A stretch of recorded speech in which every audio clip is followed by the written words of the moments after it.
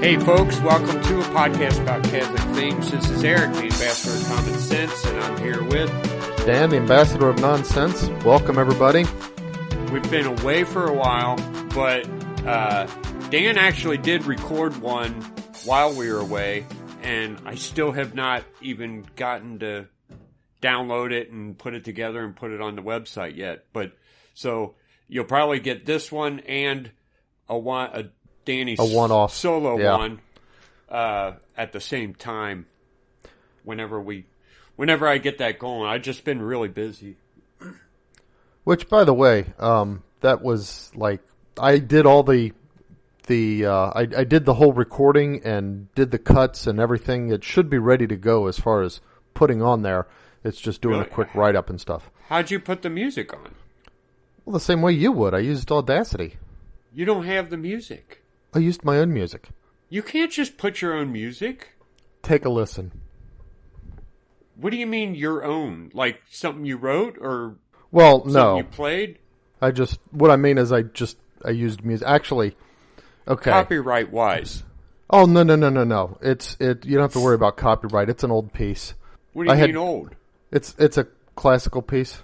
Like Mozart? Old? Yeah, but it's not Mozart, okay. but old like that. And I had my son play it and record for me, and I used that.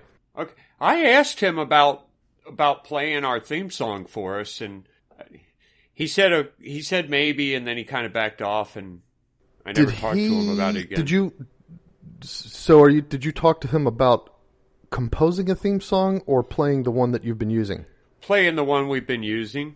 Oh, okay. I don't think he understood that. And it's just, that is the Ave Maria, the one they call Saint Cecilia's Ave Maria. I don't know why they call it Saint Cecilia's. Okay. I mean, she was like in the 2nd century, wasn't she? Yeah, really early. We wouldn't have any music that she wrote, but right. I think she's the patron of musicians or something. Of singers.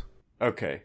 So I guess that was written in honor of her, and I found the sheet music, and I put it together in a little program to see if I could make it sound kind of cool, and there's no actual instruments in it, but that's what came out, and it happened 5 years ago. Not 5 years, probably 15 years ago, and then I needed a theme song to open the show, and I knew I wouldn't have to pay for that one, so that's what I used. Okay. That's how we came he might up be able with to do our that theme song. Because I talked to him and I think he was under the impression that you were asking him to come up with some kind of composition. No, I just thought it would be nice to hear it on a piano and maybe even put it on the piano and then take what I have now for accompaniment. Right. The guy who plays a guitar. Yeah. Okay. Anyway. You know what? So I think we should talk about something real quick first, because we talked about it once, and then when we recorded our one about St. Francis, which we never produced because it just wasn't all that great. Right. So we brought it up again then and set some records straight, but so nobody out there has heard that. And I think we need to talk about it on one that's actually going to be played.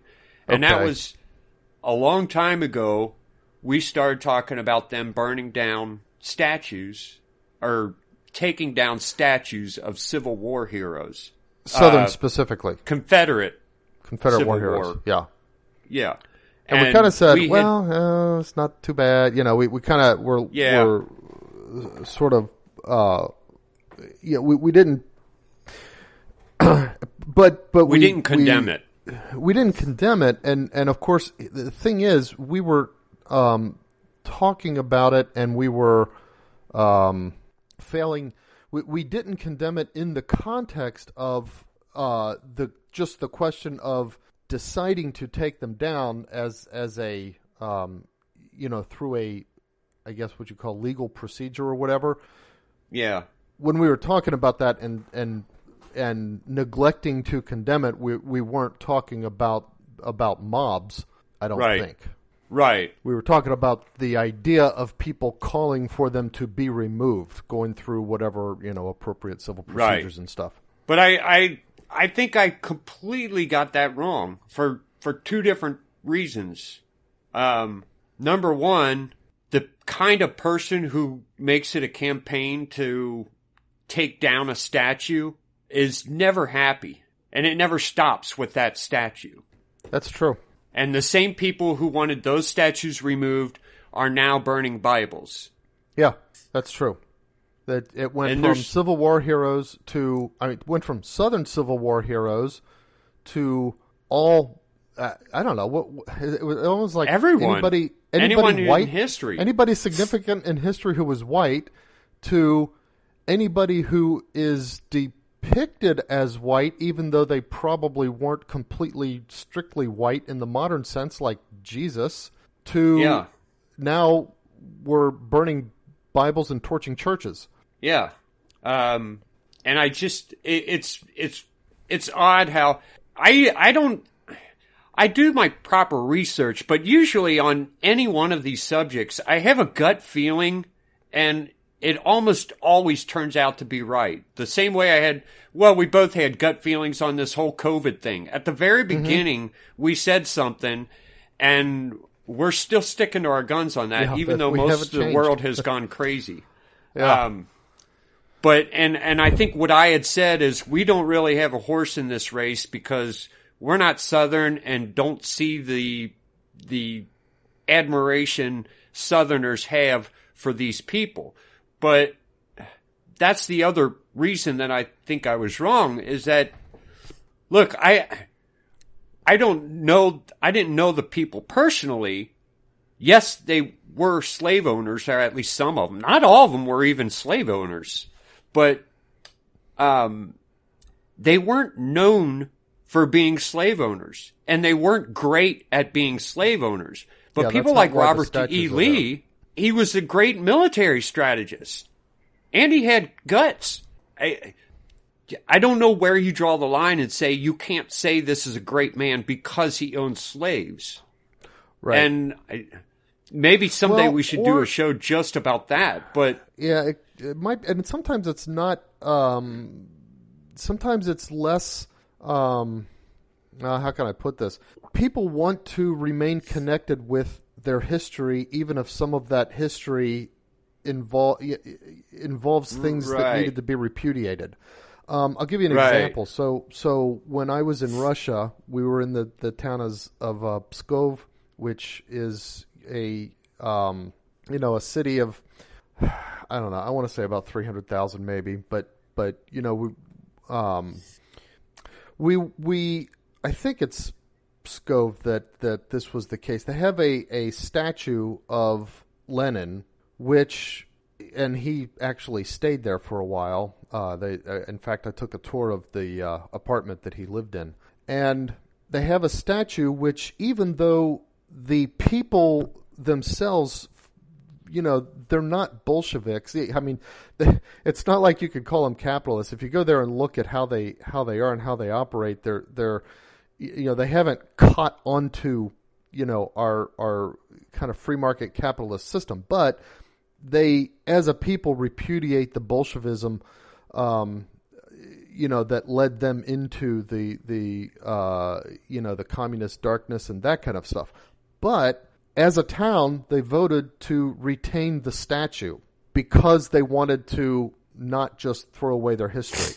Yeah. So there's that too. That is I think that's a legitimate sentiment for people to have. So anyway, yeah. You want another example? Tecumseh was an Indian who his goal was to eliminate the white man from North America. He didn't want to just beat us or keep us in our cities. He wanted to continue to keep pushing literally until he could push us out into the ocean and we'd be gone. Mm-hmm. And he had every intention of killing every white person in the Americas. You can't call him a good man.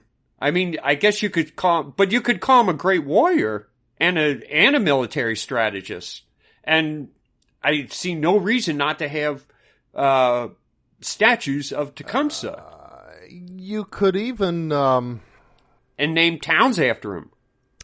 Yeah, that's what I was going to say. There's even a if you look at it from a kind of a perspective history, you could even admire what I'm going to call a natural, not supernatural, but natural nobility of his intentions with regards to his commitment to his people that he saw being right. Right. Infringed. So you can name towns after. You can put statues. We name engines after him. Yeah. And all this boils down to this: these people did something to become famous, and they were great at doing those things. And to the people who want to tear all that down, let me just ask you: what the hell have you done?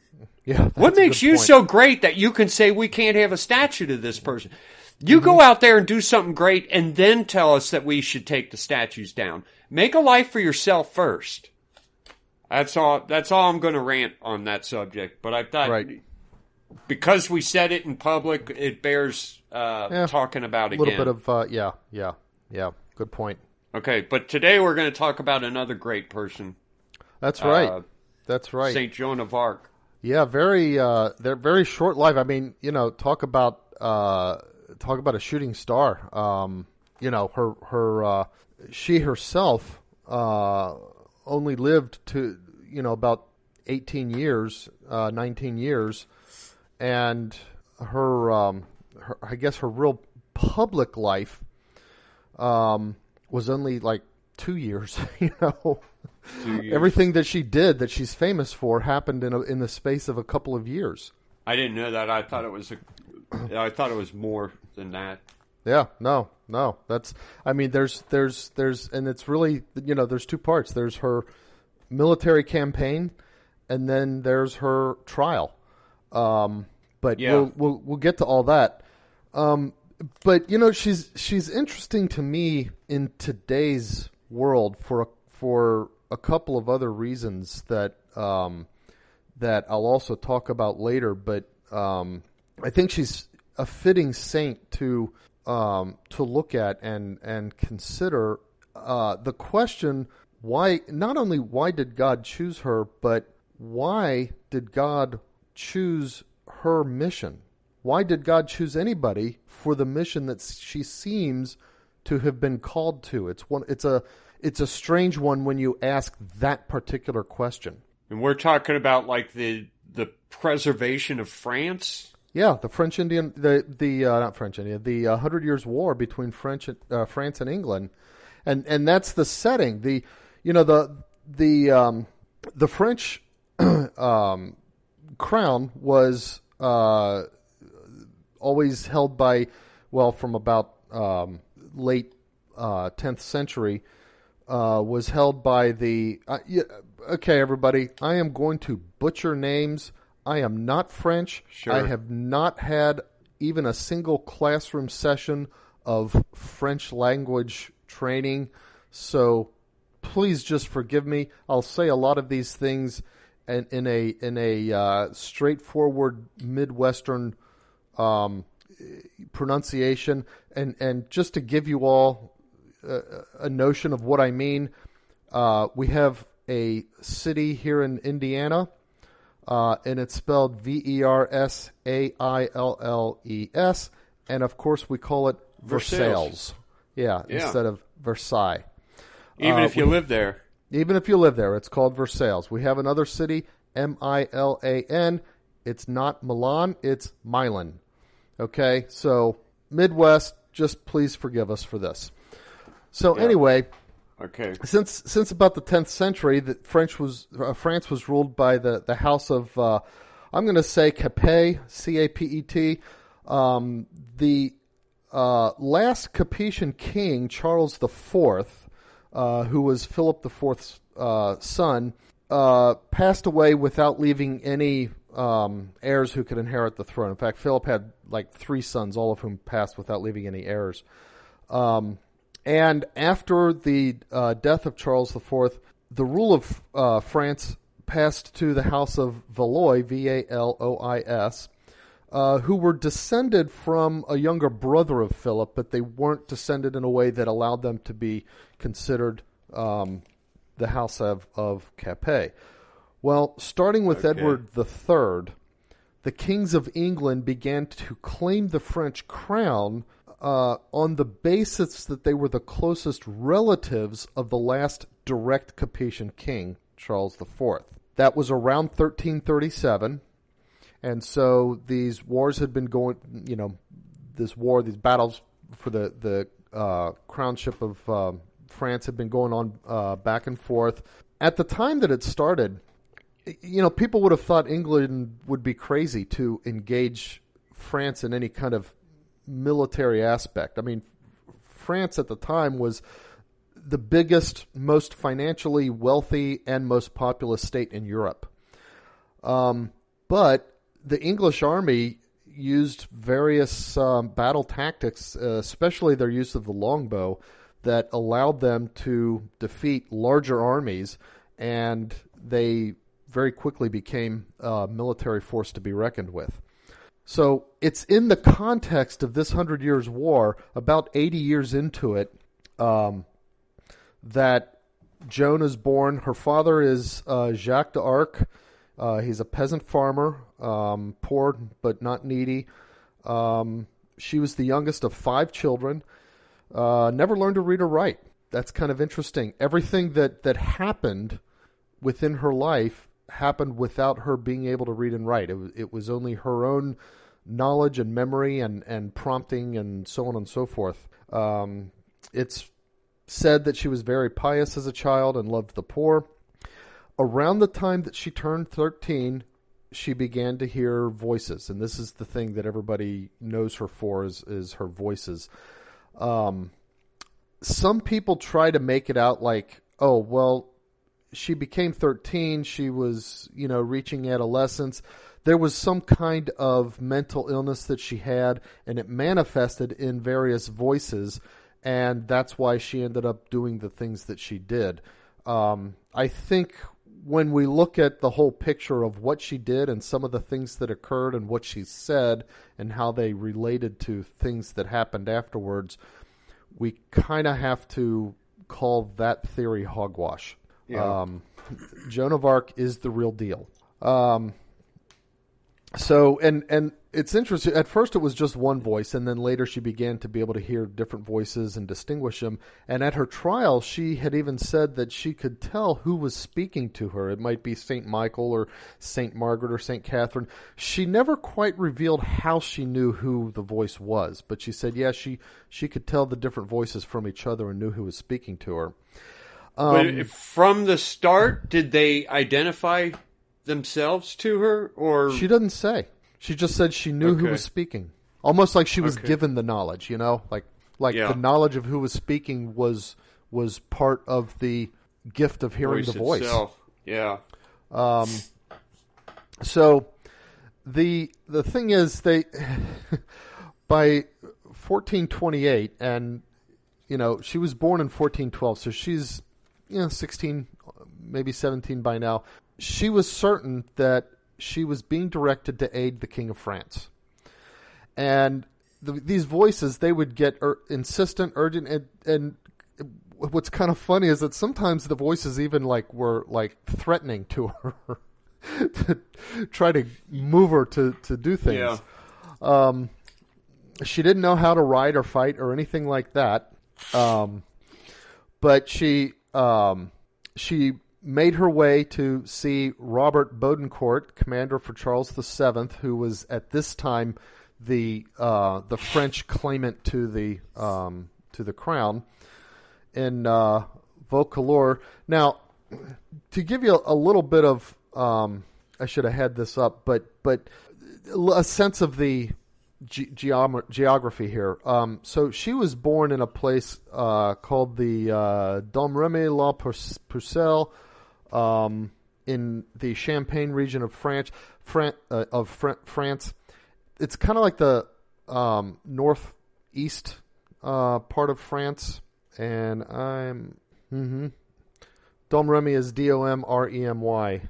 I zoomed out, and then we're going at northeast. Yeah, northeast. Okay, northeast part of France. So by that time, so when England's we're talking about these wars, and England are they fighting for France itself, or are they, and is that the battle, or are they taking over towns one at a time and just moving the territorial line?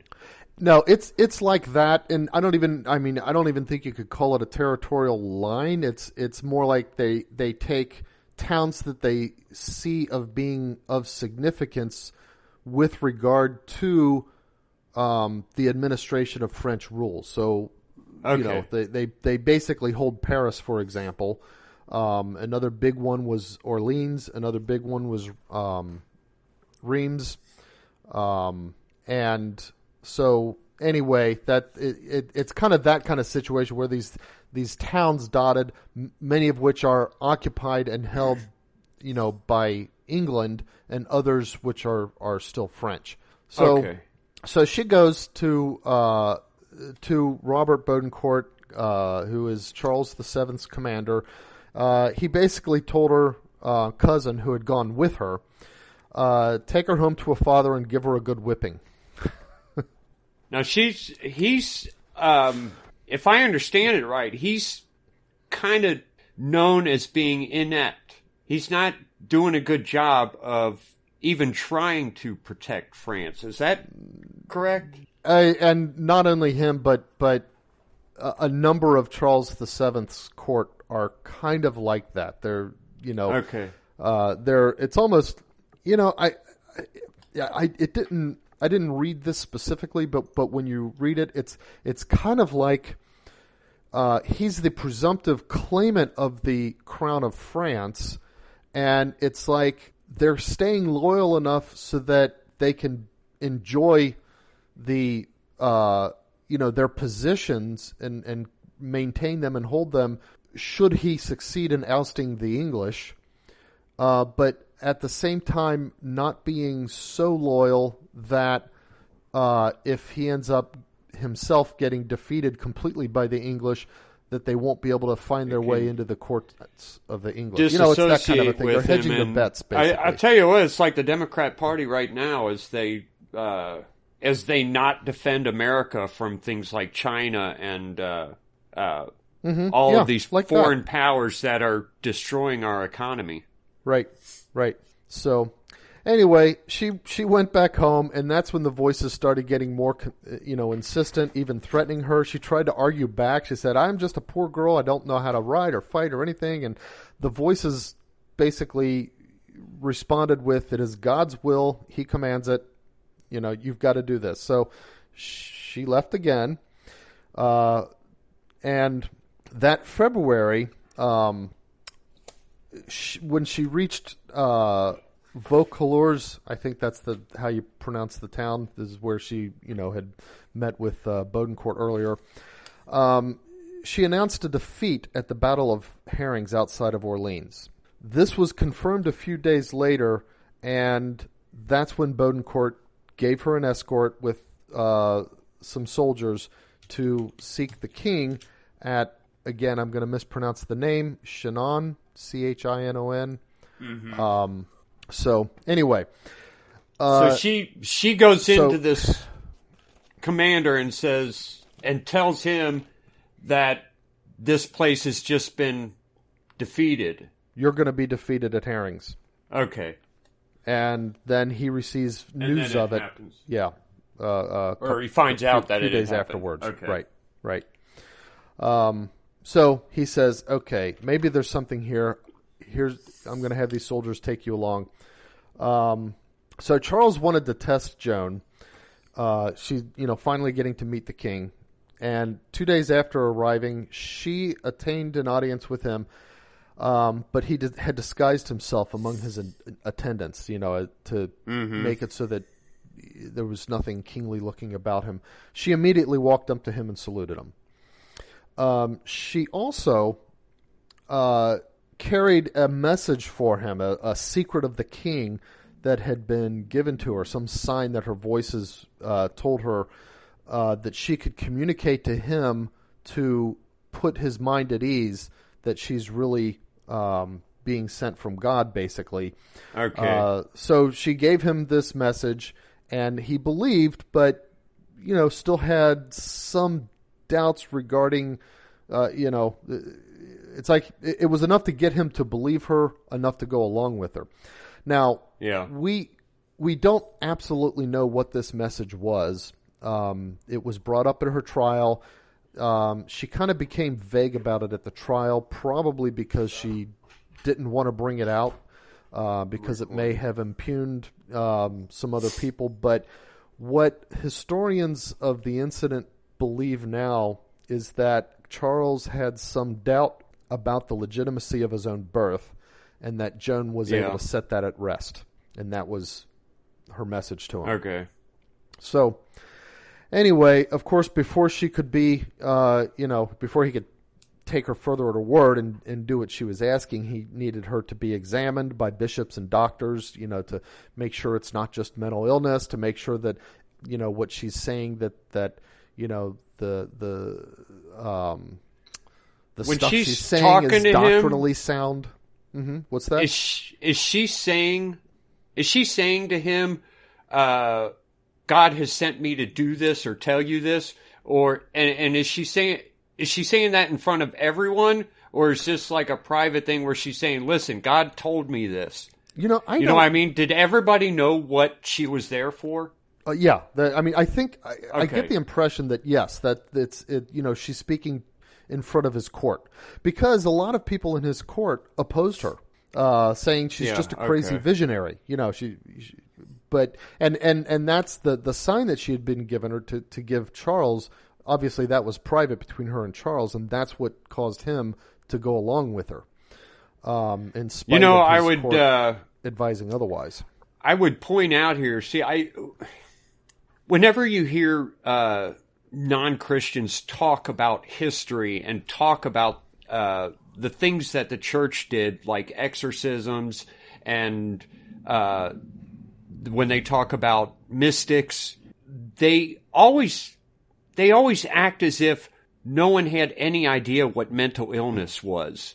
Like we thought all mental illness was either a possession, or we thought it was God talking to us. Like nobody ever knew about mental illness, which is stupid. True. Yeah. Mm-hmm. Because here in the 14th century, they thought she was ill. That would be the natural thing to assume with anyone. Right. So, just pointing that out. That's a good point. That's a good point. So, anyway.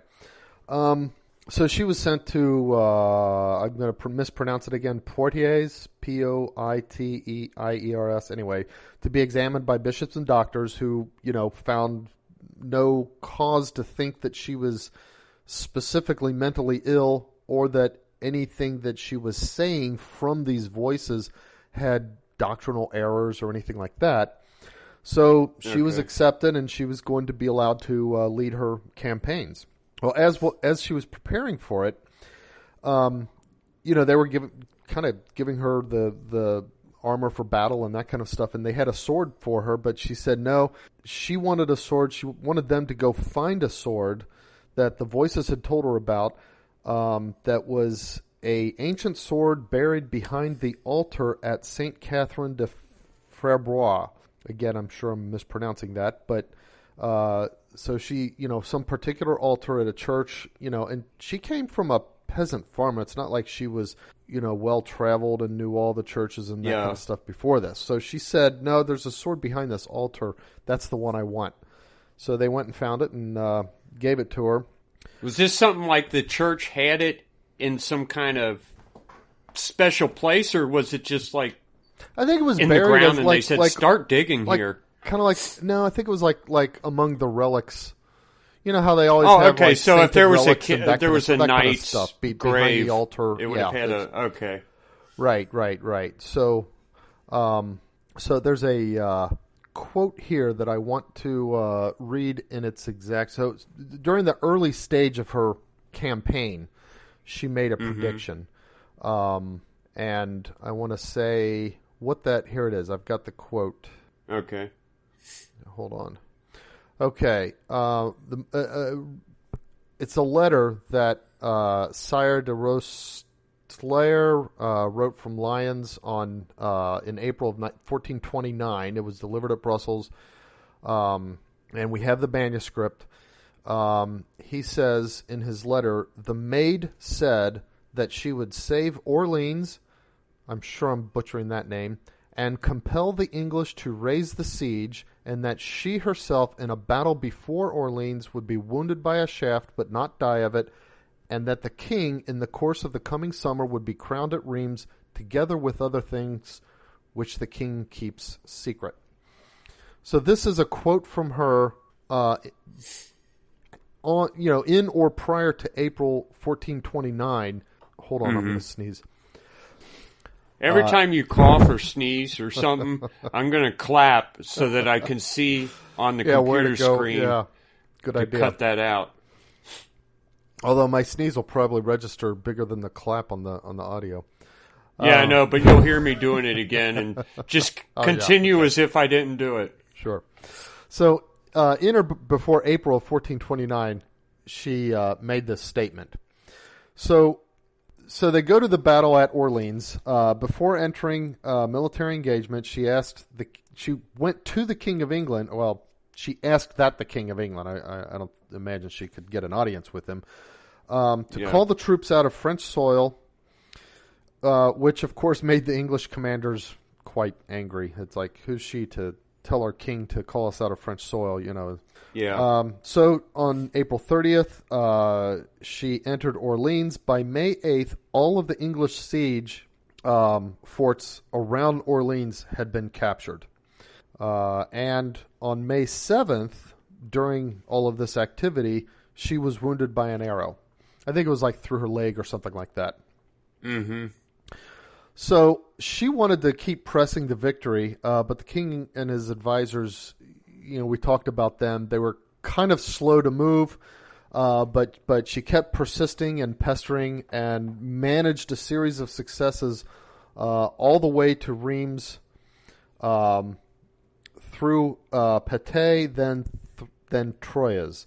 Now, just to give you an idea of the geography here, Orleans, France, is somewhat to the south of Paris, and if you trace the path from Orleans through Troyes and then up to Rheims, I think that's about 180 miles, along which they were achieving victories in towns, taking the towns away from English sieges. So then on July 17th, 1429, and, again, 1429, she was born in 1412. She's like 17, maybe 18 years old here. And she's only been at this for this spring, and then into the summer. So on Sunday, July 17th, 1429, Charles VII was solemnly crowned with Joan in attendance. So that was sort of the fulfillment of her mission. At that point, she felt like at least she brought it to this point. She fulfilled what the voices had told her. Now, later, there was a campaign in Paris where she was injured while trying to take Paris from the English across. Okay, here's where she got the crossbow bolt through the leg. I don't know what the injury on at Orleans was, but the crossbow through the leg was in Paris later that fall in September.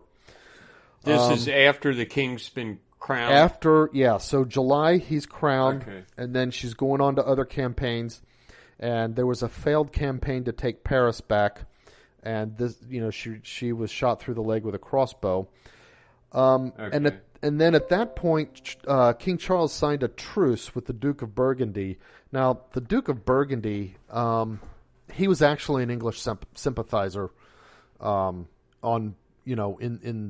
French one of the French, whatever they call it, the regions or whatever, Yeah. whatever a duke holds. And so he was one of those that Charles would have been, possibly engaged in battles with. But they signed a truce in August. And once that truce was signed, Joan took her armor off and left it at St. Denis Church. This was followed by a winter in which relatively little happened because they were supposed to be under a truce. Well, Did she take her armor off like in protest of the truce? I couldn't get whether she was taking it off in protest or taking it off and setting it aside at an altar until needed again. Okay. I don't know. I mean, I couldn't pick up on that. Was it one of those cases where she wanted to keep fighting and they're like, no, we're going to call a truce? I couldn't. That's kind of how I always thought of that. A lot of them were, but this one very well may have been, and in fact, it may have been more of a, okay, they've signed their truce. There's nothing I can do about this. I can't go against the wishes of the king, so I'm gonna put this in God's hands, and that may be the significance of her taking her armor off at the church. Okay. So, in any case, the winter goes. We're back in spring, and coming into the spring, the voices told her that she would be captured by midsummer. So on May 24th, this is 1430 now, she led a sortie with some men from Compiègne. I don't know if I'm saying that right. Anybody who speaks French, get on here and feel free to, correct us. Yeah. Anyway, about 500 men. They came up against a much larger group of English soldiers. While they were retreating back into Compiègne, there was some kind of mistake, and the order to raise the bridge was made while a number of the men of her sortie team, the 500 that she was with, including her, were still outside. Well, wait a minute. And that's how she was captured. She had set the armor aside. Why is she still fighting though? Oh yeah, she probably picked it back. I imagine she picked it back up because this was way back in the fall when she set the armor aside. Okay, so somehow either that or she got new armor, but she's back in it. Continues fighting. Okay. Well, the truce ended in April. Oh, it was basically, okay. I missed that part. Yeah, the truce was over in April. It was only a winter truce. To give both sides a chance to maybe try to work something out. Yeah, and sides do that. Even during a war, nations will do that. Let's call a truce. Let's see if we can work something out. And then when the truce time is over, if we haven't worked something out, all right, it's gloves back off. Other. So yeah, okay. So anyway, so she's back in it again, and she's with this contingent of men on this sortie, and she, along with a number of others, were left outside of the city. She was captured by a follower of John of Luxembourg, who is a French nobleman who actually sided with the English. So he's kind of a, I don't know, what would you say, like a Tory in the American Revolution? A what of the American Revolution? A Tory. Weren't the Tories the English sympathizers? Oh, I didn't even know that. No, I don't know. So, but he was... I mean, look, it's not like... I mean, he was a traitor. If it's France and England suddenly comes in... I guess maybe some people thought England really did have a right to France, but... Yes, there were those who it would thought be like that, but... Mexicans coming in and us saying, well, Mexicans got a right to Texas. For example. It's theirs. Right. And still seemed pretty traitorous to me. Right. Yeah, it might even be more.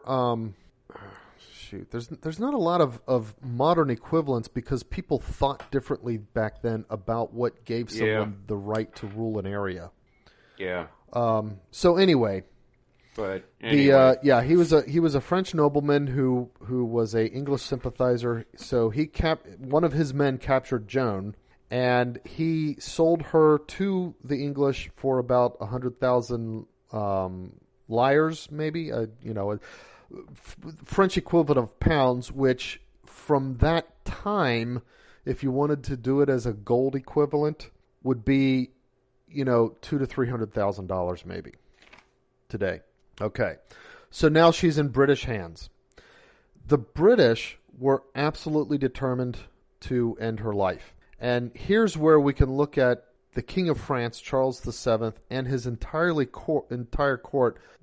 You can't pile enough shame on them for their abandonment of Joan because of everything she did for them. Even if they couldn't have rescued her through a military strategy, they had high-value prisoners of their own that they could have traded. And in a certain way, her fate at this point almost seems to, and I've not read this, but it's a thought of my own, it almost seems to parallel Christ. Because his apostles scattered, he was abandoned by everybody, and then he went into what was basically a sham trial, which is also what happened to Joan. So, is she arrested? Is she captured as a prisoner of war? Or is there some other... why would there have to be a trial? Okay, so here's the thing. So, as a prisoner of war, you can't just execute somebody who you've captured in war as a prisoner.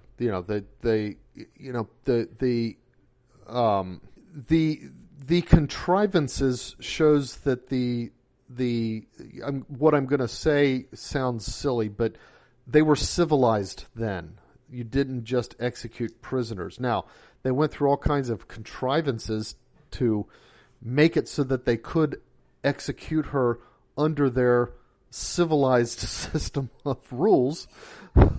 Yeah. So in that sense, how civilized could they have been? But my point is that there were rules that they had to at least have create the appearance of following. So while there was no Geneva Convention or anything, there was an understanding of there how was you treated. An understanding, and on top of that, there was one central authority that might somehow punish a country who didn't try to abide by those rules, and that would be the church. Well, maybe, yeah, because the church could issue interdictions in various cases. Now here's and that you bring that up, that's actually one of the travesties of her trial. Even though that she was she was accused, the British couldn't kill her for winning. Winning battles was not a criminal offense that you could hold a prisoner of war as against some kind of ransom or something like that from the other country, but you couldn't punish them for winning battles. That was their job. So they couldn't kill her for winning. So she was accused in a church court, an ecclesiastical court, of being a heretic and a witch and other stuff like that. But even though she requested to be transferred to an ecclesiastical prison, they kept her in a secular court, guarded by English soldiers. If she had been in an ecclesiastical prison, she would have been guarded by female attendants. Okay. And that's probably one of the reasons that she kept her male clothes, to protect her modesty, because, her jailers were men. Yeah. And we'll see later that actually plays into... it's the way the system worked then, putting these things together, it's not unfair to say that her English captors murdered her, basically. Yeah. So here I'm going to go through... So now she's captured. I'm going to go ahead and go through a bit of a timeline of her trial. So she was captured in May. And during this time, there were a lot of hearings and stuff that they had that she never appeared at. They were kind of pre-trial hearings, several months, so that now we're actually back into winter, and it's February 21st again, before she appears for the first time before judges. On March 1st, she predicted to her judges that within 7 years' space, the English, I'm reading this as a quote, within 7 years' space, the English would have to forfeit a prize bigger than Orleans. Now, Orleans was, of course, the first city that she had freed from English siege. It was 6 years and eight months later that the English lost Paris. So, again, that's just one of those things that you can't see her as being just a, mentally ill, adolescent, schizophrenic kind of, Okay, so by March 17th, her examination was completed. This is so roughly 2 weeks, 16 days of being examined within the English ecclesiastical court. At this point, they wrote up 70 propositions against her. It was a disorganized list that contained a lot of misstatements and exaggerations. She was permitted to hear and answer to each of these, and after hearing her answers, they came up with a much smaller, better organized list of 12 specific crimes that she was going to be accused of. Most of her judges, once hearing the smaller list of the 12 crimes, got together and they vote. I think there were 22 judges or something like that. The majority of them, and in fact most of them, voted that the voices she heard were false and diabolical, and they determined that if she did not retract her statements about the voices, basically retract her statements that they were the voices of saints, she would be handed over to the secular forces, which they were the ones that performed the punishment. So basically she would be a heretic and a witch and therefore burned at the stake. So this was on, we go through several attempts to get her to retract. On April 18th, they asked her to retract. She refused. On May 2nd, she was asked again. She refused. On May 9th, a week later, she was threatened with torture. She still refused. Now, during these times when they're trying to get her to recant, they've also taken everything to the University of Paris, which was heavily English in its sympathies, Paris itself being, part of what England held at the time. The judges there reviewed the case and all denounced that she was a heretic, and said that if she doesn't recant, she needs to be handed over to the secular arm to be burned at the stake. May 22nd, she was asked again, and she refused. Now, on May 23rd, here's probably the one point at which you could read it as her courage fails her. So she was brought before a crowd, a stake had been constructed, and she was admonished to recant. If she didn't recant, it was like, okay, here's the stake, we're going to tie you to it and burn you right here. Okay. So at this point, she consented to sign a retraction. It's unknown what was actually written in the retraction. It was read to her. She couldn't read or write. And signing, of course, meant that she would just make her mark in front of everybody, like an X or whatever it was. But there's a retraction in the official record. Like if you go and research, it's this great big, long, lengthy, very humiliating to Joan, and kind of unlikely.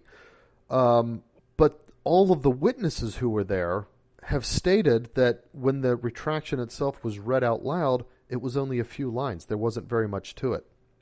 So we don't know what it is she really heard that she signed, but there are a couple things to note. She only signed it after protesting against the insults that had been leveled against King Charles VII in whatever it is that that they were saying.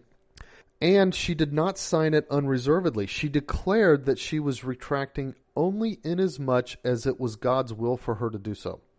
Okay. So she was basically taking out of their hands their right to burn her at the stake, while at the same time not fully recanting on, her voices and everything that she had said. She's kind of leaving it in God's hands, so to speak.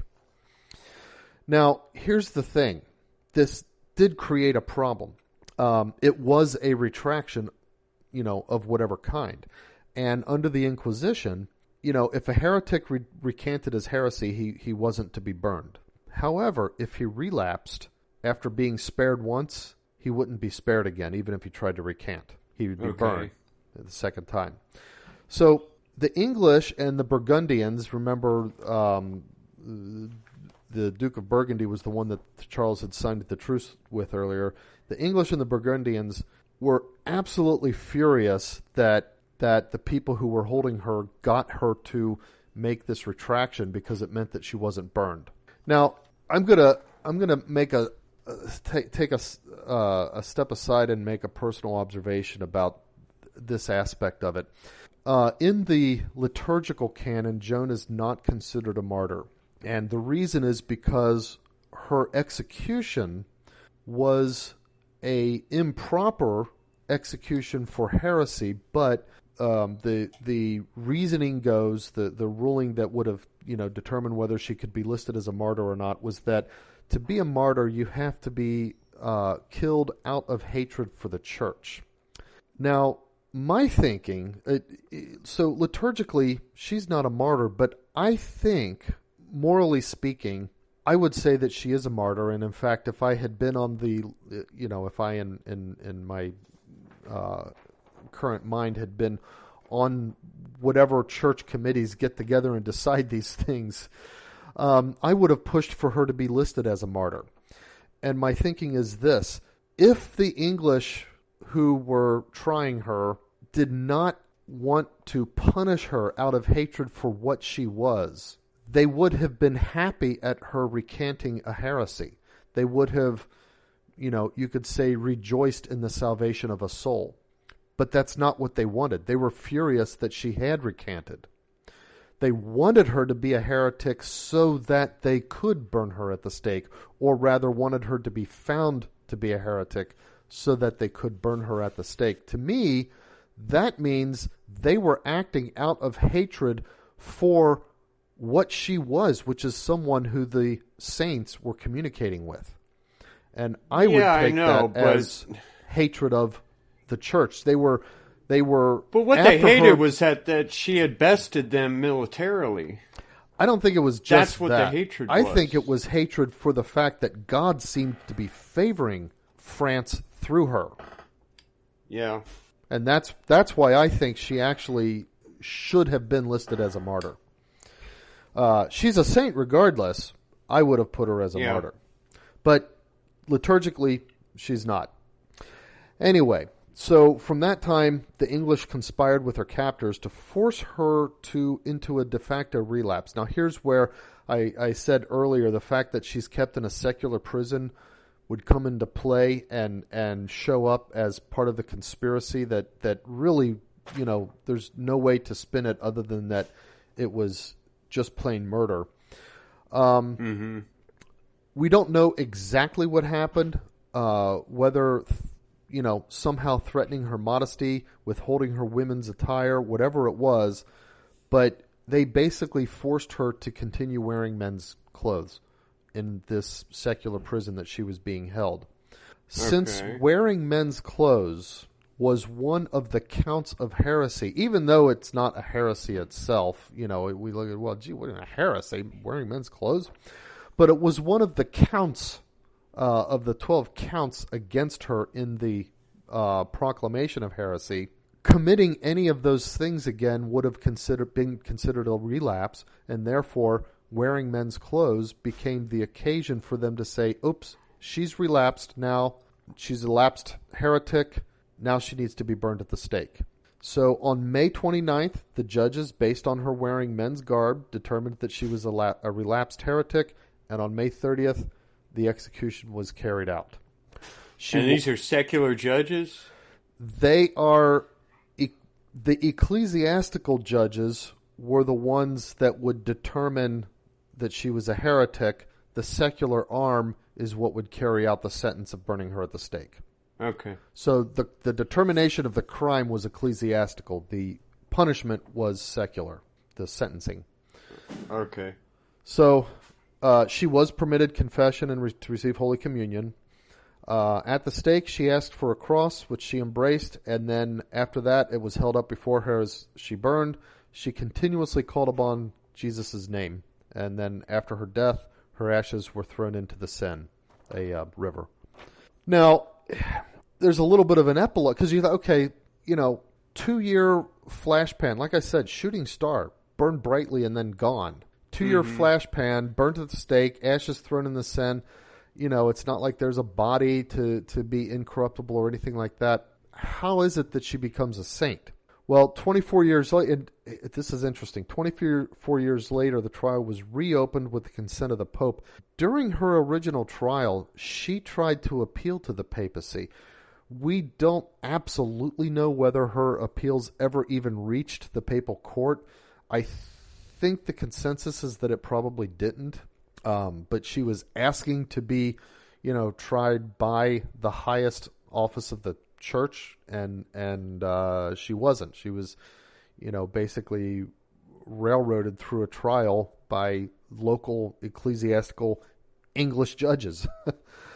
So 24 years later, the trial was reopened, and she was basically retried by all the transcripts and everything being read. With few exceptions, all the witnesses that they could find were eager to attest to the supernatural virtues and gifts of Joan. And I imagine some of these witnesses would be those that she, rode with in battle and interacted with, before she was captured. Probably also some of those who witnessed her execution. An appellate court was commissioned by the Pope, which reversed and annulled the findings of the original trial. So posthumously, she was completely acquitted of heresy. Okay. That's just 24 years later. I mean, if she hadn't been burned at the stake, she would have still been alive, 24 years. In 1869, now this is like 450 years later, almost, the cause for sainthood was opened. Then on April 11th, 1909, 40 years after that, her proper prayers were approved for liturgical use in the Diocese of Orleans, not universally throughout the church.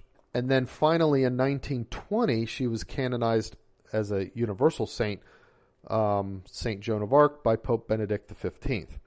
Now, I think it's worth pointing out that, this is 500 years after her death that she was finally canonized.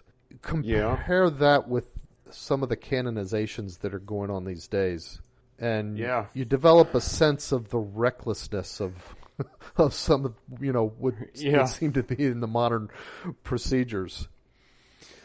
Right. So, which we talked about a couple episodes ago, and specifically the quote Saints of Vatican II. Right. Exactly. Right. That's exactly what I had in mind. But here, the other thing is this. Joan, to me, is relevant today.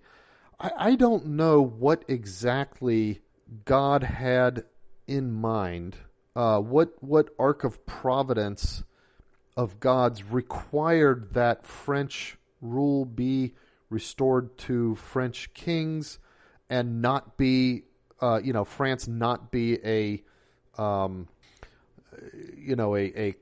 colony is not the right word, English, but basically be ruled by English, be a possession of the English.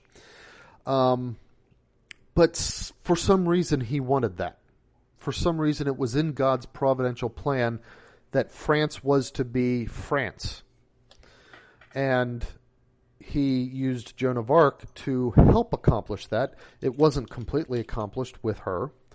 I don't know exactly, other than the particular battles at New Orleans and then seeing Charles the Seventh crowned at Rheims. I don't know what her having done that, what role that played in the remainder of the 100 Years' War. But for some reason...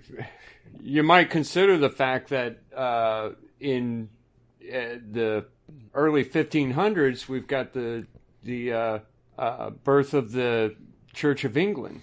That's true. 1534.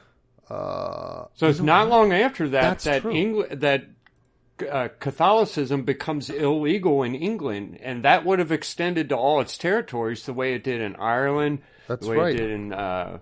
So France. I've always thought about that because because France, the English Reformation, if she held on to her Catholic identity for a lot longer than some of the other European nations. That's true. That's true.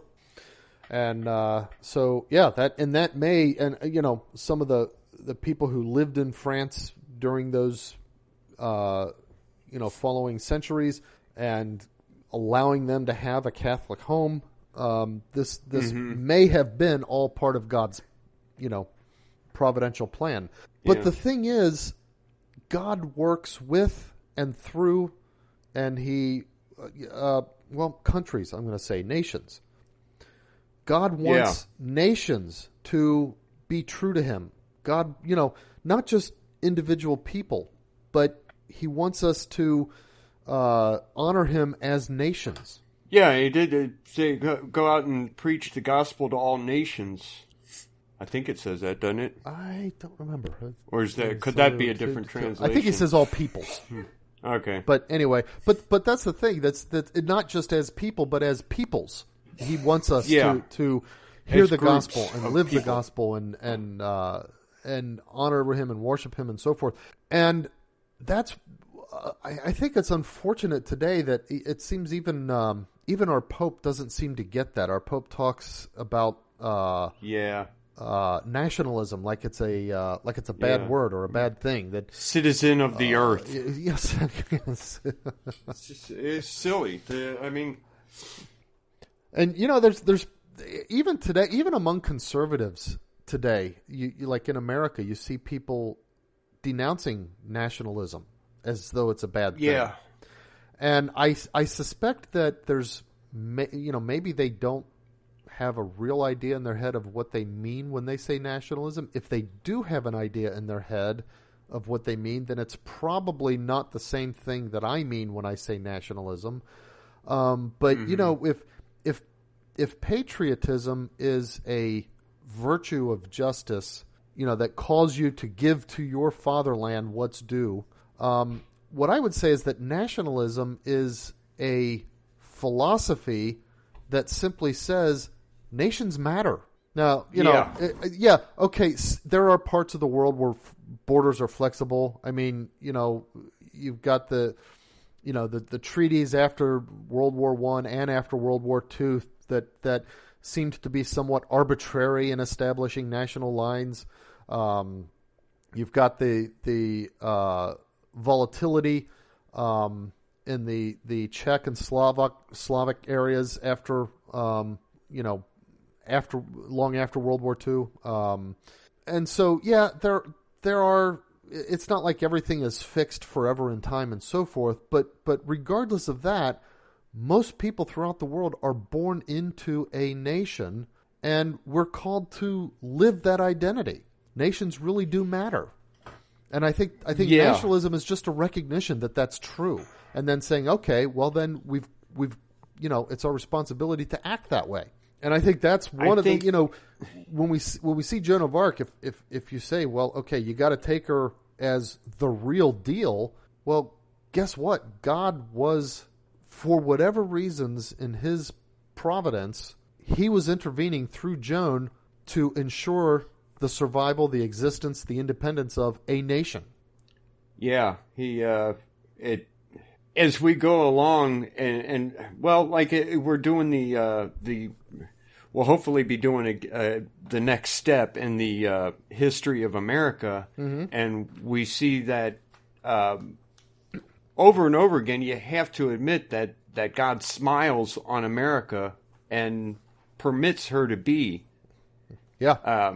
When there's plenty of times where it should have sputtered out, or it should have been, say, a Spanish settlement instead of an English one, and it turned into America the way we have it now, and we were blessed from the start. And that's one of the things that's exactly why I think Joan is so relevant for us today, because there's two two things that keep coming back to my mind. One is we could lose that blessing. Yeah. And the other is that, who knows what, again, God's providential arc in history has in mind for the existence of America, the existence of the United States. It could be that whatever it is he meant to accomplish through us has already been accomplished, and we're going to end up He's throwing us away. I sincerely hope not. I don't believe that. I don't really think that that's the case. But I've mentioned before that for example, the Tridentine Mass, the resurge is kind of started in America. Yeah, it's growing in America. Right. This is the I think traditionalism, the tinderbox for that, not the tinderbox, was kept alive by America. Yeah, and that's just one example. I think there are others too. I mean, look at how bureaucratic. Look, if the South had won, become. Yeah, and I think if the South had won, we would be like Europe now. Yeah, right. But the North won, and we did abolish slavery, and that enabled us to continue with God's blessing. I think if we don't eliminate abortion real soon, I think we'll lose that blessing. Mm-hmm. Yeah. I mean, God will use us one way or another. He always does. But is he going to use us to show the benefits of glorifying him, or is he going to use us to show the downside of turning away from him? We see how God held up France and blessed her, and then 500 years later, they burned down the that's right, Notre Dame. Notre Dame, and nobody even seems to remember. Mm-hmm. It's not even talked about. Nobody even knows how it happened, really. I keep talking about a cigarette, but whatever. A cigarette? I hadn't read that part. Yeah, it was a cigarette. Somebody had put out a cigarette, and that's how Notre Dame was burned. Never mind the fact that they've been lighting it with candles and torches and stuff like that for hundreds of years. Yeah, you'd think if it was that susceptible, but something would have happened first. But whatever. So anyway, that's Joan of Arc. I mean, 2 years, a year of battles, and then a year of not even a full year of trial, but such a short time, and now she's so famous. Everybody knows who Joan of Arc is, even those who think she was just a crazy girl. Yeah. But I think if you look at the facts, you have to accept that she was the real thing. I hear every now and then, feminists bring up the name, but it's sad that most of the people who bring up the name as a great woman in history don't really know what she did and why she did it. That's true. But, I'm going to bring up something that's... I want to talk about a second about her prophecies, because I think we're going to do kind of a podcast a little bit about this sometime in the future. Okay. And Fulton Sheen once said that prophecies are not for the present. Prophecies are there to look back on. Oh, right. And we see how many times there were 3 prophecies here. One was the king's identity, and then the town that was lost in where was it? Orleans. It was, the Battle of Herrings. So both of them were there to prove to the king, so that he could look back on what she said and say, "Oh, this is the real deal." Right. She wasn't warning him so that he could go save the town. She was telling him so that he would know that she's real. Mm-hmm. And then later, she prophesizes about the English losing Paris. Orleans. Right. Oh, yeah, that during her trial. Right.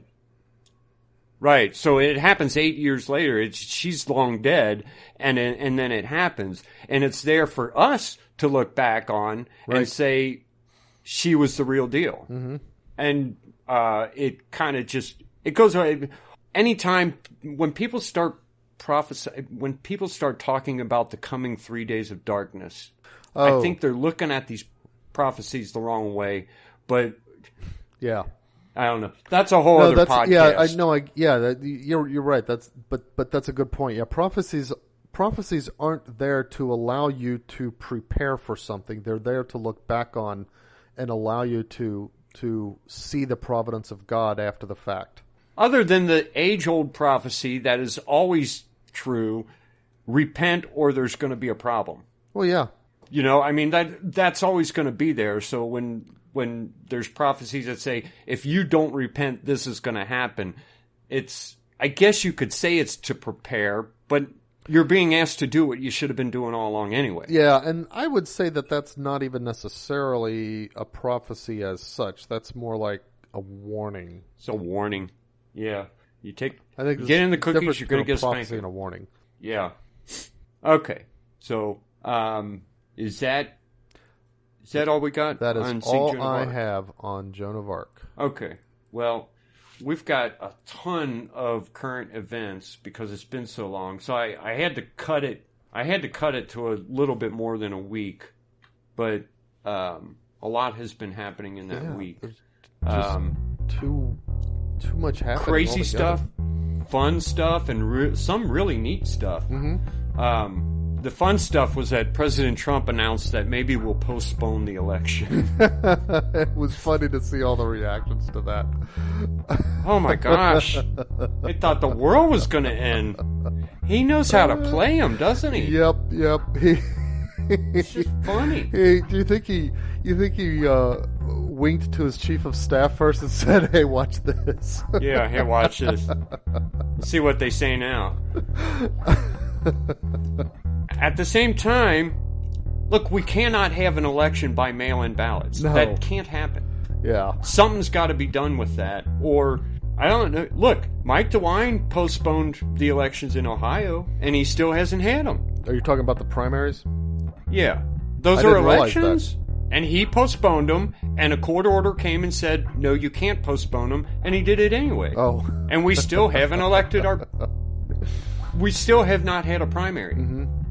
But, you know, it was funny. I mean, yeah. It was funny at the time, and it's going to be funny as this goes on because they're getting wilder and wilder. They're afraid that he's not going to leave the White House if he loses. But he's not going to lose, so it doesn't matter. Yeah.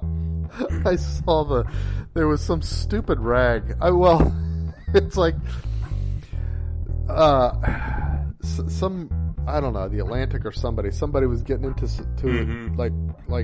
hosting a debate or a discussion about whether it would be the job of the Secret Service or the Marines to kick him out of the White House when he refuses to leave. And it's like, you read this stuff and it's like, okay, these liberals, because that's how they would act, assume Trump's going to act that way in the same situation. Yeah. You know? Well, they have, because he did win, he won, and they're still refusing to accept it. Yeah, you still have, I mean, in fact, they had all the riots when he won, and now that, George Floyd died, at the hands of a incompetent cop, whatever, they're using that as an excuse to reawaken and vitalize in a way that hadn't been before all the riots that they really wanted to have when Trump won. In fact, it just occurred to me. It just occurred to me just now, this moment, that that's what these riots really are. These are the 2016 Trump election riots, delayed until they had an excuse to riot that everybody would buy. Yeah, they are. That's what this is. I think that's what this COVID-19 is too, or at least to prevent him from winning in 2020. Yeah. But there's a bunch of COVID-19 stuff too. I didn't write down all of it because it was there's too much. We'll get Things to are some happening of it. so fast. Yeah, it's crazy. But there's some other cool stuff happening. For example, Perseverance, Rover, and Mars helicopter have the helicopter Ingenuity have been successfully launched. And I think we got about 7 months they should get there. Mm-hmm. Cool. So we've got a new rover landing in Mars, Yep. and this rover's going to have a helicopter that can fly around and That seems almost impossible. It does to me too, because the delay from signals. I mean, think of like a drone, like we saw out at the gorge from Natural Bridge. The guy was flying his drone. You got that? He's got the controls. He's looking at it right there. He's doing, and it has immediate response. Hold on.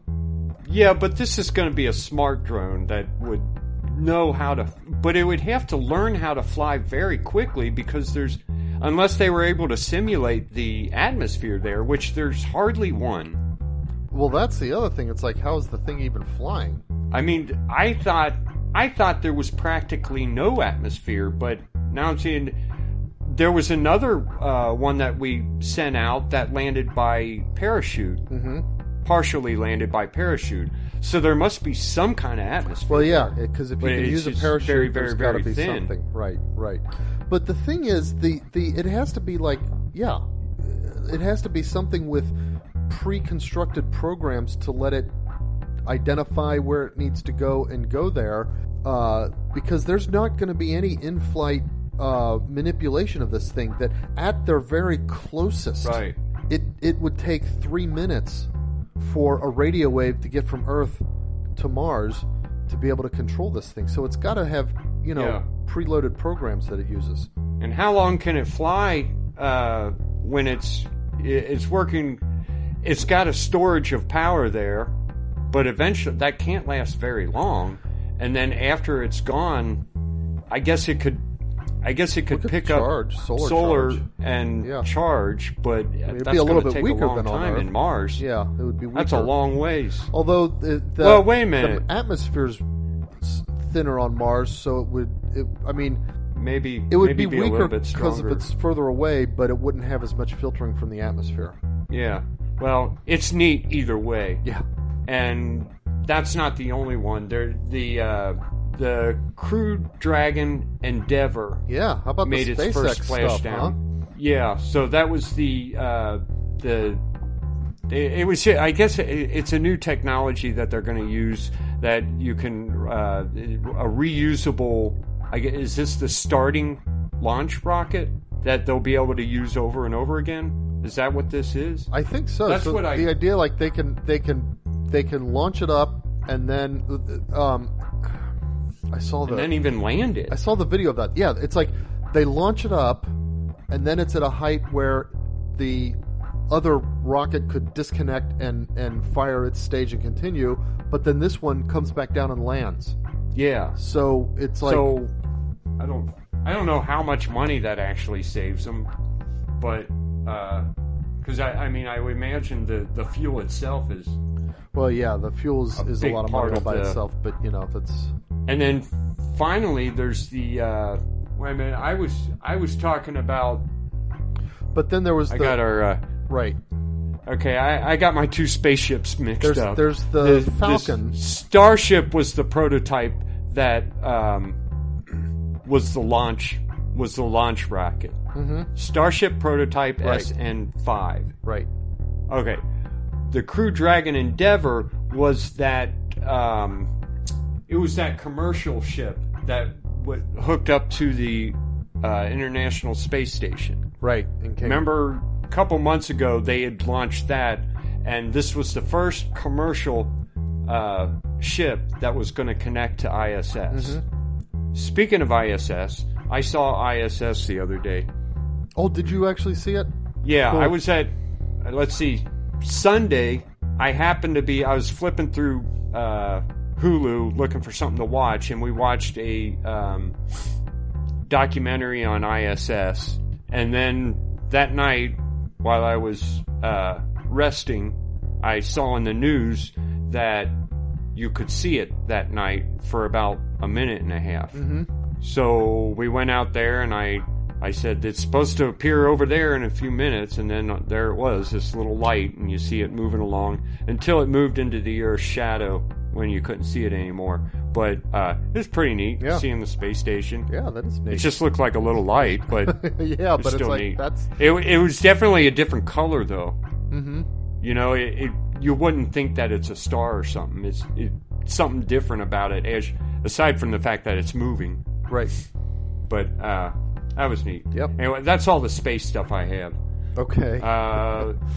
So the whole sports thing. So the NBA resumes, but they have no crowd there watching them, I guess. And apparently there's no one at home watching them anymore either. Yeah, and that's the same with baseball. Which I get that, because they all, they're all disrespecting America. The flag. Yeah, exactly. That's how did they think that would end up? Yeah, it's stupid. Baseball. Did they not know their audience? Yeah. I don't even understand how. What was the baseball thinking is there? the all-American sport. That's And how did these sports stars who make millions of dollars, how did they come to go along with this? Yeah. I find that more insulting than anything. Yeah, it's like I think there were only a couple of them idiots. who didn't go along with it. Mm-hmm. I mean, like the people who didn't kneel are the ones who got FaceTime, news time, because they didn't kneel. That's the other thing. I mean, they used to. It's like you see these. It's reversed. You see these statements from these liberal rags, these leftist rags, talking about, it's like they're analyzing the not kneeling. And it's like, well, okay, yeah. I guess if you didn't kneel for the wrong reasons or the right reasons, so you got to have the right reason for respecting the American flag and the national anthem. Yeah. It's like, what? Really? Where did that come from? How did the conversation turn this direction? And I look, if baseball and basketball and football survive, I feel very sorry for America. Yeah. That the average American wouldn't be so outraged by this. But see, here's the thing. I don't think they figured this in, because for years now, American men have been so devoted to sports, and everything they do is about sports. Whenever they read stuff, they're reading about sports. Whenever they talk about sports. Mm-hmm. And then what happens? Forget about the flag for a second. COVID-19 shut it all down. Yeah. And I think millions of men figured out we don't that really it's need really sports. not that big a deal. Yeah, I don't miss it. It's stupid to make a big deal over this crap. Right. It's a guy throwing a baseball. So what? No, wait a minute. And I guess men started realizing that all sports is for it really boils down to them sitting on their butts and living vicariously through other guys who are actually doing stuff. And it's like, well, wait a minute. I could actually go live a real life of my own. Yeah.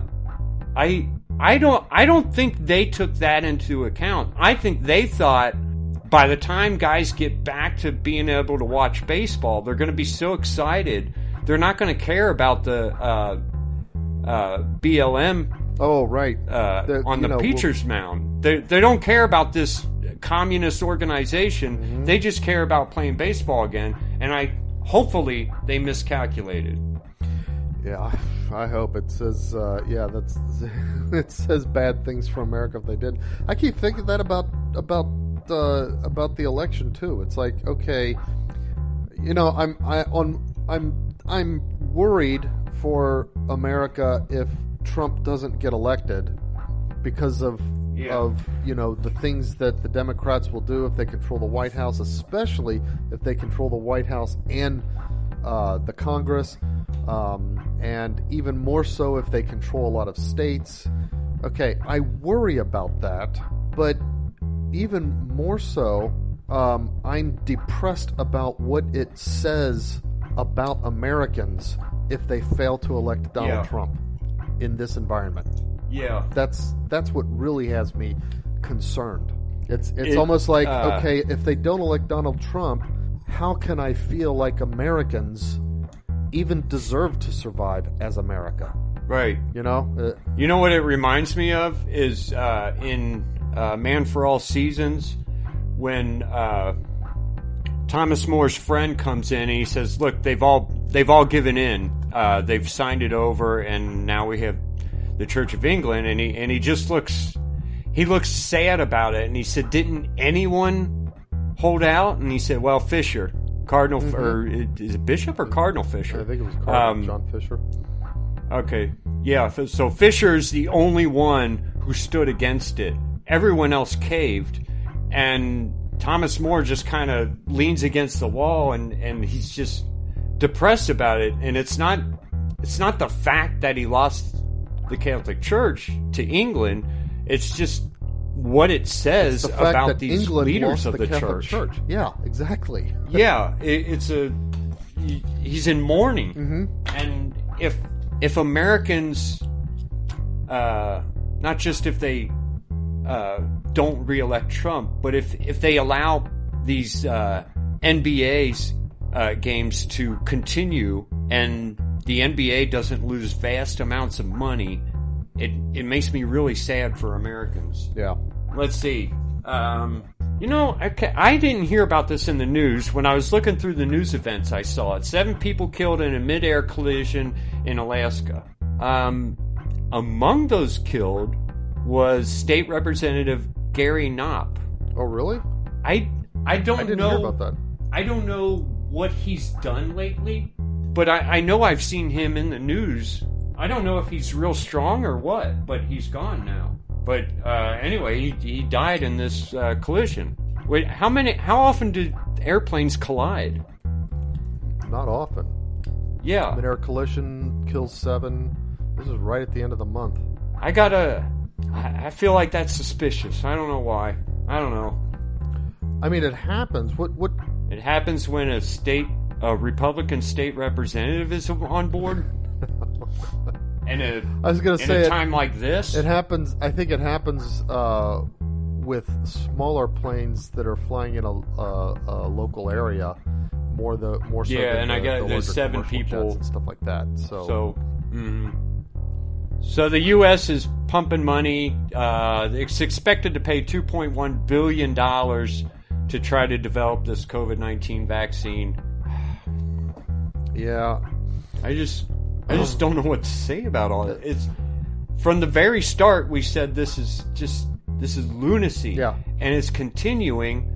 And call me a silver hat wearer, whatever. I am thoroughly convinced that this entire thing is about Trump.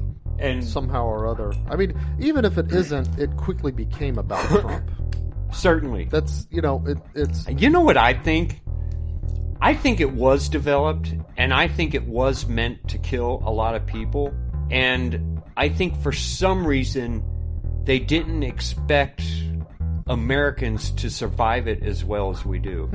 Because doesn't it seem like the death rate is a lot higher in other countries and in New York? I don't know. Well, the death rate per population, certainly in New York, because they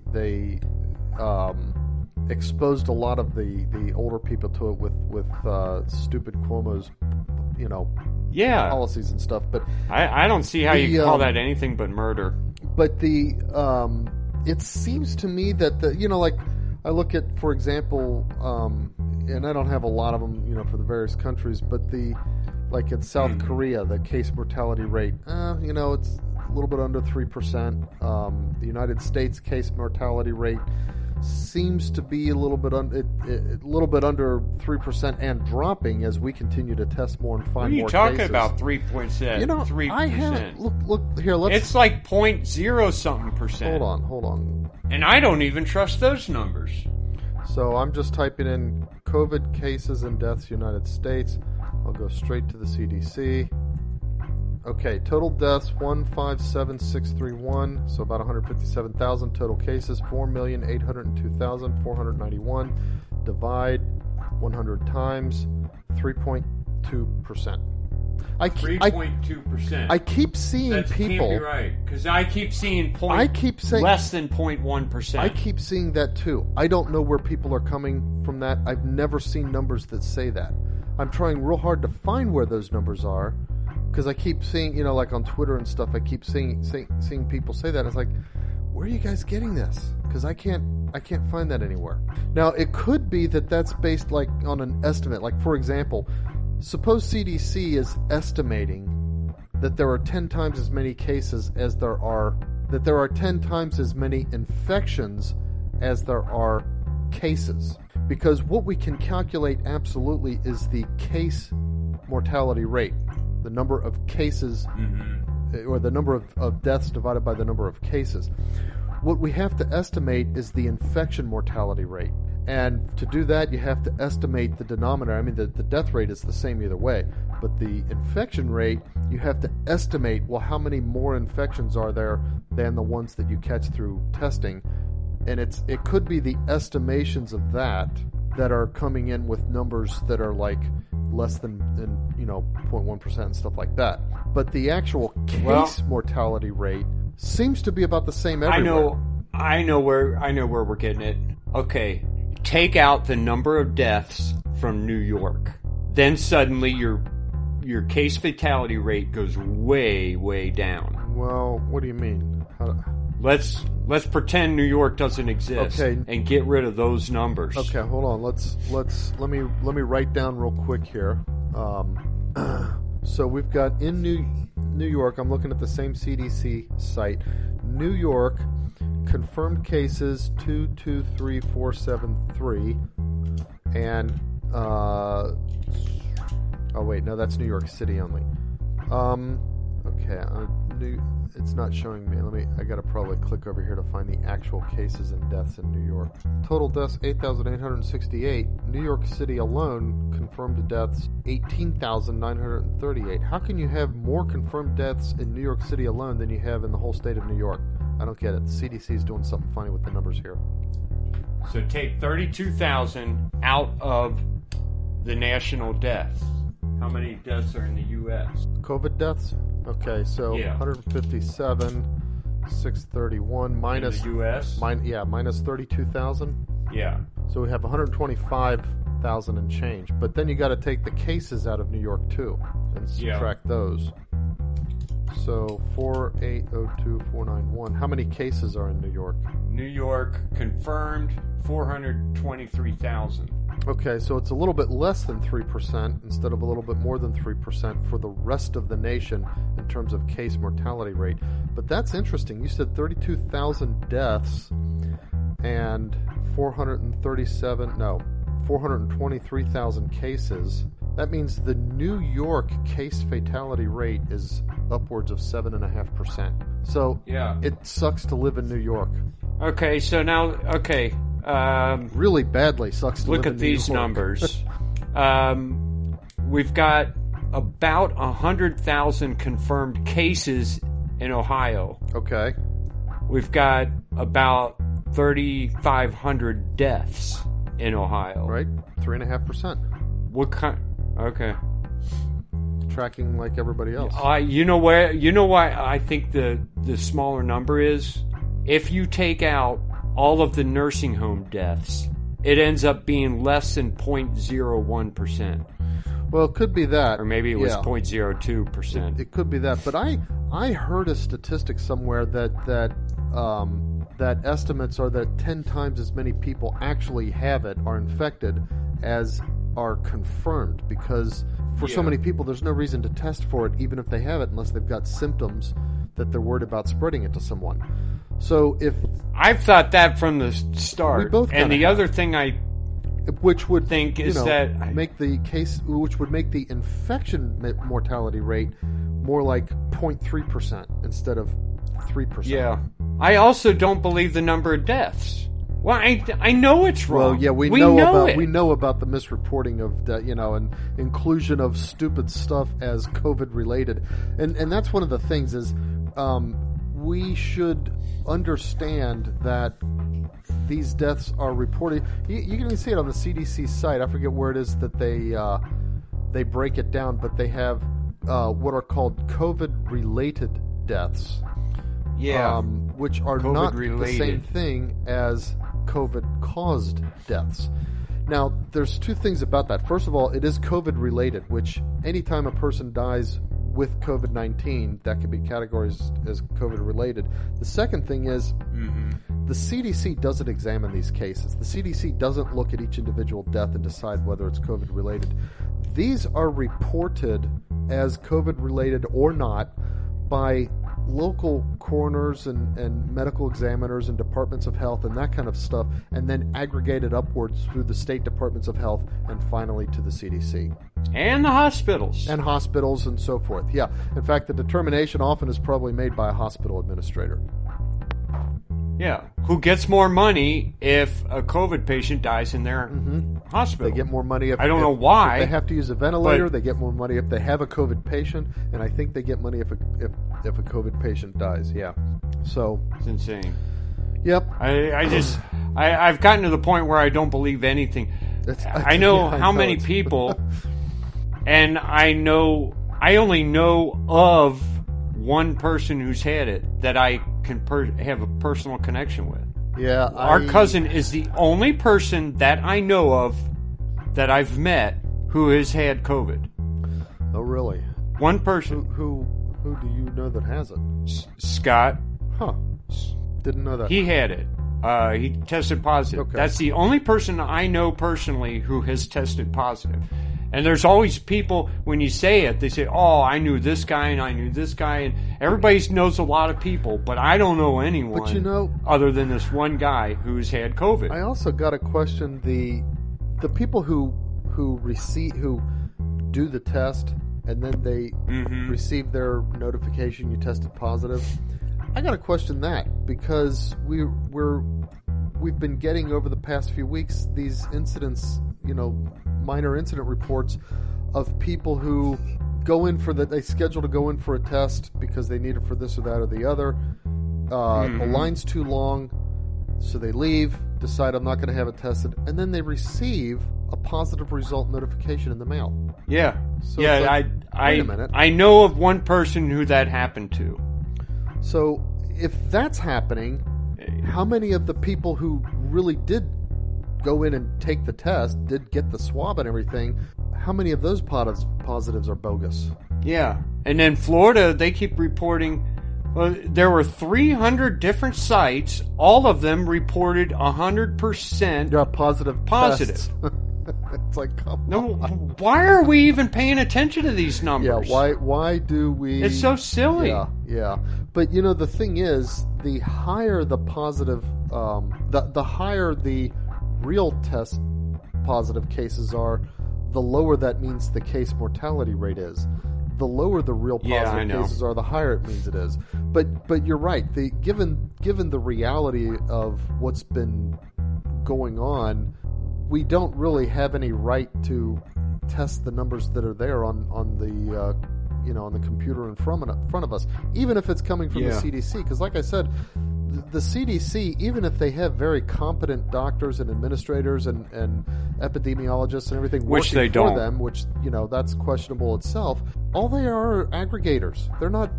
They don't review these cases. Yeah, they probably provide some level of guidance or guidelines, to the various departments of health to help determine some of these things. But it's not like just because it's from the CDC, it's therefore authoritative. The whole thing is just, there's so much lying going on that I've finally decided I'm just not going to believe any of it. So anyway, life goes on in other areas too. So there's this deal with TikTok. I guess Trump decided he's going to ban TikTok within America. Yeah. I don't see how he can do that. But China agrees to divest itself from TikTok because of Trump's ban. And don't trust that.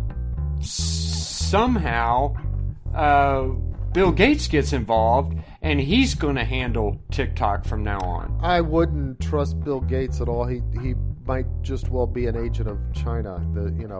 Here's the thing. Yeah. Here's the thing that you have to understand about China. The Chinese government, communism aside, Marxism aside, the Chinese government works with Chinese companies to actively engage in industrial espionage against companies from other countries. If you visit China, anything you leave in your room, any electronic device, will be open, fiddled with, fiddled with, turned on, searched. If you have a flash drive that you leave there, it will be plugged into a computer and searched to see if there's anything recognizable or of interest. If your cell phone has, Bluetooth, Wi-Fi capability, they will have devices around the hotels that are trying to break into your phone. The Chinese government is consistently active in industrial espionage on behalf of itself and its own countries. If you want to export a device to China, if you want to sell something, let's say your cell phone. Let's say you're an American cell phone manufacturer, and you make cell phones that are really nice and cool, and they've got, in order to kind of lock down and make sure that the operating system that boots up is really the one that you authorized for it, because you don't want people messing with your cell phone. I'm thinking Apple here. And so you've got secret keys that are like hardwired into your microprocessor, and other keys that are used to sign the bootable operating system, and so on and so forth.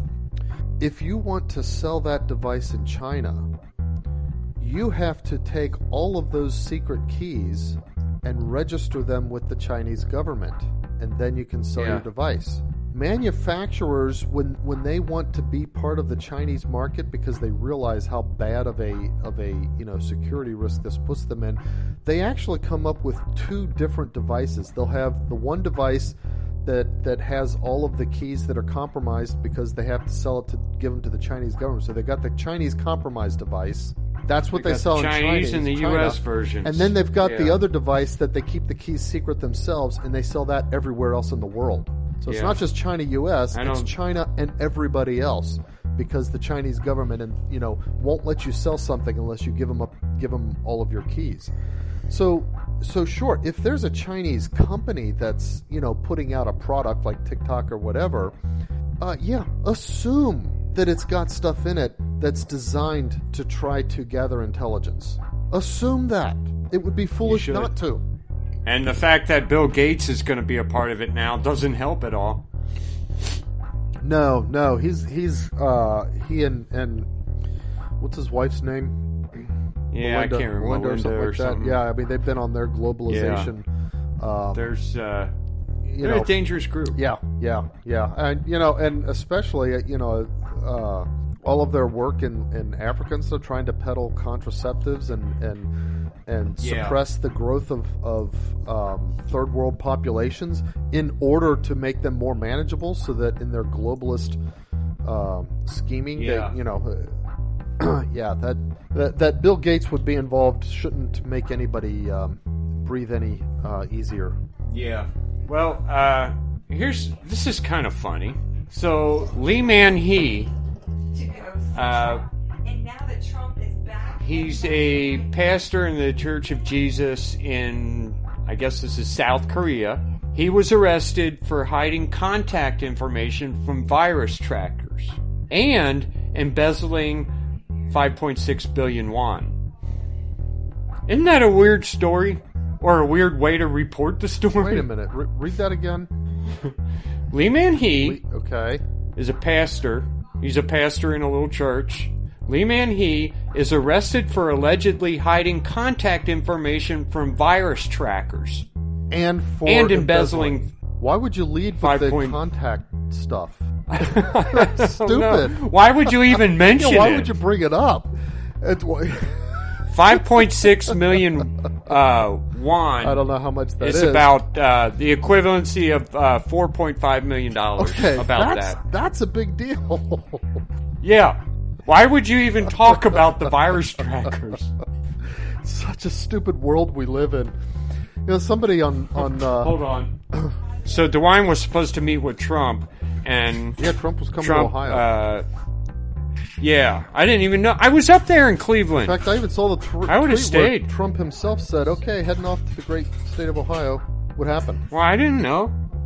Well, this morning he said, "I don't feel good," so he took a COVID test, and he said he tested positive, so he can't meet with Trump. And then a few hours ago, he said Yeah, and then a few hours ago, DeWine said, "Whoops, it was a false positive." Oh, He's a snake. He's a bad guy. I don't know of anyone. I think this guy is such a bad person. He is so much worse than the Democrats. you think he was just doing that to weasel out of meeting with Trump? I wouldn't think why not. I mean, there's no reason to think he's being honest. I know, but why not meet with Trump? I mean, is he anti-Trump? I don't think he is publicly. He can't be because he needs to get re-elected. Yeah, he needs the endorsement. But from the everything White he House. does is hurting Trump. He's hurting Ohio. He's hurting all the citizens here in Ohio. He's a bad person. I just can't think of anyone more bad. There's no way. I know he has lied about COVID numbers. Uh-huh. He called Lebanon a hot spot because their percentage of cases went up 50%. You know what that means? Instead of one case, they had 2 cases. Well, that would have been 100%. It must be instead of 2, they have 3 now. Maybe something like that. Or even It was some kind of high percentage. The point is, they have 1,500. he now. lied. It's nothing. He's fudging the numbers and he's lying. And he said that county was a hot spot. So, the newspapers, they call the Board of Health there and they're like, "What are you talking about?" And the Board of Health guy gets on the phone and he's like, "I have no idea what you're talking about. We're not a hot spot." And then he calls and he gets the real numbers and he said, "This is not a hot spot." I don't know why he's saying that. But it's just the fact that he would lie about these things. Oh, and he's man. doing all kinds of things that are completely illegal. And I don't understand. Supposedly his numbers are up in the 70s, his approval rating. I just can't Wow. believe that. Man, it's because nobody's actually reading anything. 70, that's like those foreign countries where the guy gets elected by 80% of the vote. Yeah, it's bogus. That's not real. Yeah. There's no that way that's Yeah, real. yeah. So, I don't know. Whatever. He's a bad guy. Did you hear about in Berlin a whole bunch of people took their masks off and to protest the laws? Mm-hmm. And I guess they kind of got shut down. I don't know. I heard a bunch of people took their masks off and gathered, but according to the news, it was shut down. Yeah, here's the CNN. This gives you. They're acting like it's shut down. No, it was not shut down. But There's thousands and millions of people not wearing masks. And CNN. Here's how CNN leads. The first sentence. This is the news report. This isn't a opinion piece or an editorial about it. A large crowd of far-right groups gathered for a sit-in at Berlin's iconic Brandenburg Gate on Saturday to protest against the German government's coronavirus restrictions. I mean, that's what we're dealing with here in the American media, that they have to brand anything that doesn't go along with what they want you to do as far-right. And you look at these pictures, there's hundreds of thousands of people. Yeah, and they're all, I know, it was a huge gathering. Huh. So, Well, all right. Good for Berliners. so- I guess. I'm glad I looked that up. I guess they they tore the Berlin Wall down, and then this happens. They said, we didn't tear that wall down in order to have this, Yeah. so we're not going to Yeah. put up with it. Well, good for Berlin. So 8,000 people are evacuated out of Cherry Valley, California, because of a wildfire. Oh. They're calling it the apple fire because I think it started on an Apple orchard or apple plant. Oh, okay. No, it was. Oh, a plant. I think it was an apple factory Okay. or something like that. Apple company, not Apple. I don't even know why. I don't know why they name these different fires, but You don't need to name fires like you do hurricanes. yeah. But yeah, it's funny how we don't have these problems in other states. Yeah. It's not like California is more dry than all the other states. There's plenty of other states that are drier and have just as much forestry as California. But we don't have these problems in other states because we take care of our land. And California will not clear out brush.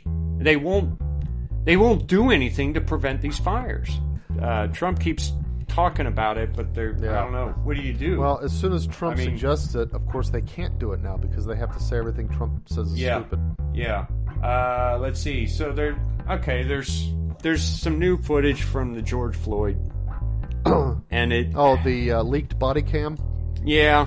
Did you watch it? Remember when we first talked? I didn't even watch it.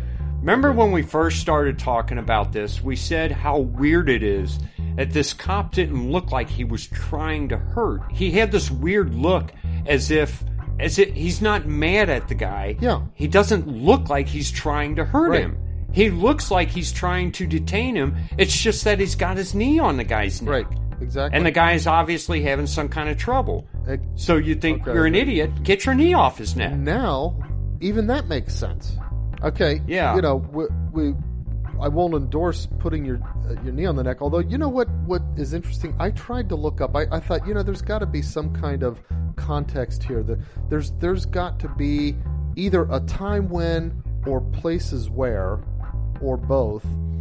Part of police tactical training involved showing, training to use, restricting the neck as a means of physical restraint. And the reason that makes sense to me, and not makes sense in the sense that it's necessarily safe, but in terms of an effective physical restraint, is that if you kneel on somebody anywhere else, they're able to get some part of them moving that they could use, for momentum to try to throw you off them or whatever. If their neck is pinned, there's almost nothing at all they can do. It's a very effective, assuming that their hands are behind their back or whatever. If their hands are free, all bets are off. But assuming you've got their hands, you kneel on their neck, and they're they can't really do anything then to shake you off or whatever. I can't even find anything that talks about that except everybody who, after the incident, is coming out and saying, we train our guys not to do this. We don't allow this, and so on and so on. It's like, okay, well, if you don't allow it, if you have a policy of not allowing it, that means it's a thing that was once done. Why can't I find anything talking about, where it was developed and when police agencies did use it and when they decided to stop using it? That kind of, all I find is the denunciations that occur after this. That makes me almost suspect that maybe it's actually still taught in a lot of police academies. Well, I keep hearing cops call in places, and say, oh, we have never done that. You're right. All they do is deny. They act like there's a definite rule against it. Except if there's the guy was clearly doing it. It's weird. There was that other video where a guy was, using that in order to keep the guy down while somebody else cuffed him or something like that. It's like I gotta think somewhere it's out there. Why won't anybody talk about that? But anyway, they look so calm about regardless. Yeah, that's the thing. And now it's like, he's laying there, I can't breathe and stuff like that, while the cop is just kind of calmly kneeling on his neck. Well, the reason is because he was saying that exact same stuff while he was in the police car, while he was refusing to allow himself to be in far enough to shut both doors, because they want to put him in, strap him in, shut the doors, and he's not cooperating. He's moving around, and he's saying, I can't breathe. It's just whacked out drugs stuff. So he was saying that the whole time. And it wasn't the whole time. It was like after he was in the car, he started saying it a little bit before they pulled him out of the car and put him on the ground. But he was saying crazy stuff the whole time. So his demeanor, the way he was saying it, the level of stress that he was saying it while the guy was kneeling on his neck, the same as everything that was going on before they kneeled on his neck. So sure, there was nothing in there to cue them that he might be in some kind of different kind of distress than what it was when they first took him out of his car. Yeah, it's I just gotta wonder if it's even possible for that guy to get a fair trial. And I'm not saying he deserves anything. I don't know. But from the very start, I thought it looks weird how calm he is just kneeling on the guy. Yeah. And I think you pointed out, it's as if he's waiting for something. Mm-hmm. Like an ambulance to show up or something. which they did. Which they did. After he was dead. But the whole thing was so bizarre. And all we could really say at the time is this cop is this cop is an idiot. Yeah, that's all. That's the only thing he said, and certainly can't say anything racist about anything that went on. I mean, yeah, there's nothing there to indicate race. Yeah, which goes back to my statement. These riots aren't about race anyway; they're about Trump. Yeah, certainly, and they keep getting worse, and we keep doing less about it. And yeah, that's weird. I don't know. I think a lot of people are ducking their heads and thinking, when we reelect Trump and we elect a bunch of other Republicans, they'll make this stuff stop. And I don't think people understand they have a responsibility. Not only that, but the more chaos there is with riots and other stuff going on, the more violence there is and so forth, the more noise is going to conceal the kinds of election fraud that could steal the White House from Trump anyway. Yeah. I mean, when your city's being burned, you're not really thinking about mail-in ballots. Mm-hmm. Oh, a couple of mail trucks got turned over and torched. Well, wait a minute. Yeah. Somebody might have made sure those mail trucks had, 50,000 Trump ballots in them or something like that. I don't want to sound too tinfoil hat, but, the more chaos there is, the easier it is to perpetrate some kind of fraud and hide it. Yeah. Which we know they're doing. Yeah. I mean, we catch it all the time. Did you ever read that? I don't know. Did you ever read the book by the Collier brothers from down in Florida, Kenneth and James Collier? I don't think so. Vote Scam, The Stealing of America? No, I haven't. It was a favorite of Jim Condit's. Anyway, I read it when I was, about 18. Very interesting book. It tells their story, and then it contains a few follow-up stories about specific means by which election frauds were perpetrated with various vote counting systems and that kind of stuff that in certain counties and so forth. But what's interesting about it is that and this is why I kind of hope to get attention back on to this idea of building public confidence in elections through reliability. These two guys were liberals. They were like the political opposites of us. Yeah. And they one of them decided, well, I'm going to go ahead and run for it's like they were like hippies, but at some point they decided, well, wait a minute, we're just assuming that the system's bad and you can't work within it. Let's test that hypothesis. I'm going to run for office. And so one ran. I think the other one was his campaign manager or something like that. And that's when they got into it and started seeing it. But it's like we're saying it happens. They said it happens. Both of them met some kind of untimely death after publishing this book. Jeez. And these are coming from opposite sides of the political, spectrum. Yeah. So it happens. Well, we know it happens when a Democrat loses because the Democrats tell us it happens whenever they lose.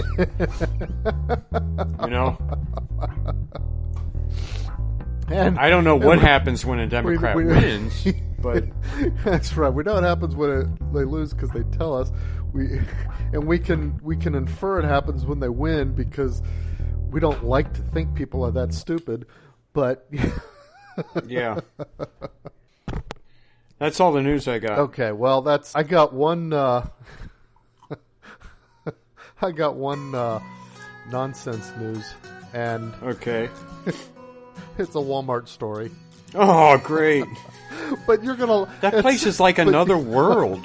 It's so I know. I mean, I could do all the things. There's so many videos of people people with masks getting into the faces and accosting people without masks and denouncing them and stuff like that. And I see the videos. They all happen at Walmarts. But but this one is actually a little bit different. It's kind of funny. So in North Okay, I don't know whether they say their town name North Versailles or North Versailles, but it's spelled that way. In North Versailles, North Versailles. Pennsylvania, some people who weren't going to be allowed to have their regular church worship service, obviously not Catholics, in their church because of the restrictions that the state has in play, decided to go ahead to the Walmart where the restrictions don't apply and have their church service there. Ah, good idea. That's great. It's a great idea. Did Walmart throw them out, or what As did far Walmart as I know, do? no. Somebody just, recorded it. They were singing, great, gospel songs and stuff like that. I don't think it was. Yeah. I don't think anybody found it objectionable. That's awesome. Yeah. I don't know why that's awesome, but it is. We're going to go have mass at Walmart. I don't know if we can. We have got mass at Catholics in Walmart, aisle but 4 and Presbyterians That's right. in aisle 5. There you go. Which religion there are you? you? Go. Anyway, that's all I got. Talk about cafeteria Catholics. That's right. That's a great I'll idea. meet at the MCL. I'll have to get the video and post it. That's good. All right. Well, man, it's not that late. It's only 11. Nope. I worked, and between Tuesday and Wednesday, I worked 30 hours. And then today I thought, I'm going to sleep. And then we did this. But I had a meeting earlier, and then we did this now. Well, I think I'm just going to sleep through all Friday. I'm not even getting up to answer the phone. there you go. Turn your phone off. I'll tell you what, if you want a good appreciation for the town you live in, visit Cleveland for a couple days. Really? That place is nuts. Is it? It's just little weird things.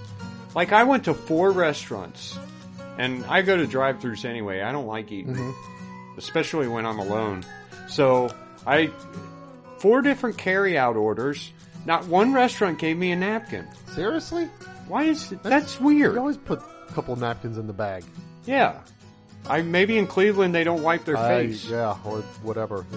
Maybe they don't wipe anything in Cleveland. And then I go to one restaurant and she says, we're credit card only. And I said, okay. I order my food. I get down to the end to pay for it. And she says, do you want to know the total? I said, I don't care about the total, but I need a receipt. She said, I can't give you a receipt. I said, what? You can't give me a Credit receipt? card, but why no not? receipt? Well, the computer isn't working. And how are they doing credit card? Yeah, I said, you just told me no cash, and now you're telling me you can't give me a receipt. Can you see how much sense this makes? I'm sorry. It's kids. Kids are stupid. When you said Cleveland, I thought, I think of Cleveland as just kind of industrial, dirty, but I didn't know they were stupid, too. It's an industrial part of town anyway. I mean, I'm in a factory doing some work. Yeah. But I said, all right, well, you need to write something out. I can't do this if you're not going to give me a receipt. So she wrote down the amount and everything. What I was getting. Yeah. She didn't add it up. I don't think she knew how to add. But, and then I go to Lowe's. I get my stuff. And they've got 20 people there, but they only got 2 registers open. And I waited. I needed the stuff to finish my job. Yeah. So I waited 20 minutes, and they checked me out, and she takes all my stuff and puts it over on the table and says, all right, and as if to say, go on now, get out of here. Huh. And I said, you're going to give me a bag? And she goes, no, we ain't got no bags. She said it so nonchalantly, like it's not weird that you don't have bags. Like, go fucking get me a bag. Hey, you gotta edit that.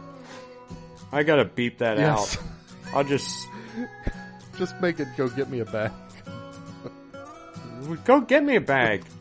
But it was over and over again. Little things like that. I get to the hotel. It's like 4:00 in the afternoon, and I had to go back to my hotel to get something, and I wanted some coffee because I'm going to be up for the next 10 hours anyway. So you think, okay, they got coffee in the lobbies. They always do. They should. Mm-hmm. I said, do you got any coffee? No, we don't serve coffee during the day. Man. Okay, when do you serve coffee? I guess at night. Can you just Make some? make some and put it there? The whole city. It's a weird city. Maybe really it was is. just one coincidence after another that it happened to me. Maybe anybody live But in it Cleveland just seemed like can, the write verify in and, these things. Yeah, let us know what's going on.